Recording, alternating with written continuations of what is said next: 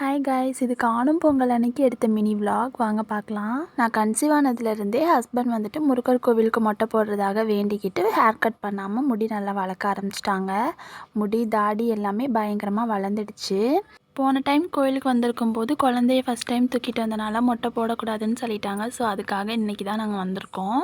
கோவில் இப்போ செம்மையாக டெவலப் ஆகிடுச்சு. கார் பார்க்கிங்லாம் பில்டிங்க்கு மேலேயே இருக்குது பாருங்கள். நாங்களும் போன உடனே மொட்டை போடுறக்குரிய டோக்கனை வாங்கிட்டு வந்து மொட்டை போட ஸ்டார்ட் பண்ணியாச்சு. பொங்கலுக்கு ஊர்லேருந்து அம்மா அப்பா தங்கச்சிலாம் வந்திருந்தாங்களா. ஸோ எல்லாருமே சேர்ந்து கோவிலுக்கு கிளம்பியாச்சு. மொட்டை போட்டாச்சு. நெக்ஸ்ட்டு கடலில் குளிக்கிறதுக்கு தான் போயிட்டுருக்கோம். கடற்கரையில் பார்த்திங்கன்னா பயங்கரமான கூட்டம்.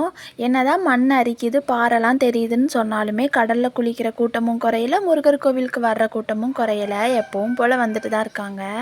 என்னதான் இவ்வளோ வெயில் அடித்தாலும் கடற்கரை ஓரத்தில் உட்காரும்போது வெயில் அவ்வளவா தெரிய மாட்டேக்குது. காற்றும் அடிச்சிட்டு இருந்துச்சா. ஸோ நாங்களும் அப்படியே அந்த மொட்டை வெயிலில் உட்காந்தாச்சு.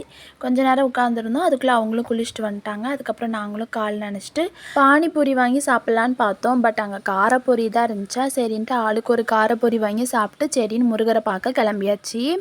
கோவிலுக்கு வெளியவே பயங்கரமான கூட்டம், உள்ளெல்லாம் போக முடியாது. தம்பி வேற ஒரே அழுதுகிட்டே இருந்தானா. ஸோ வெளியவே நின்று சாமி கும்பிட்டாச்சு. வெளியவே நின்று சாமி கும்பிட்டுட்டு மொட்டை மட்டையில் சந்தனம்லாம் பூசிட்டு விளையாட்டு ஜாமான் வாங்குறதுக்கு கடைக்கு வந்தாச்சு. எங்கள் அப்பா அவங்க பேரனுக்கு இந்த தொட்டிலில் கட்டி விட்றதுக்காக இந்த விளையாட்டு ஜாமான்லாம் வாங்கிட்டு இருந்தாங்க.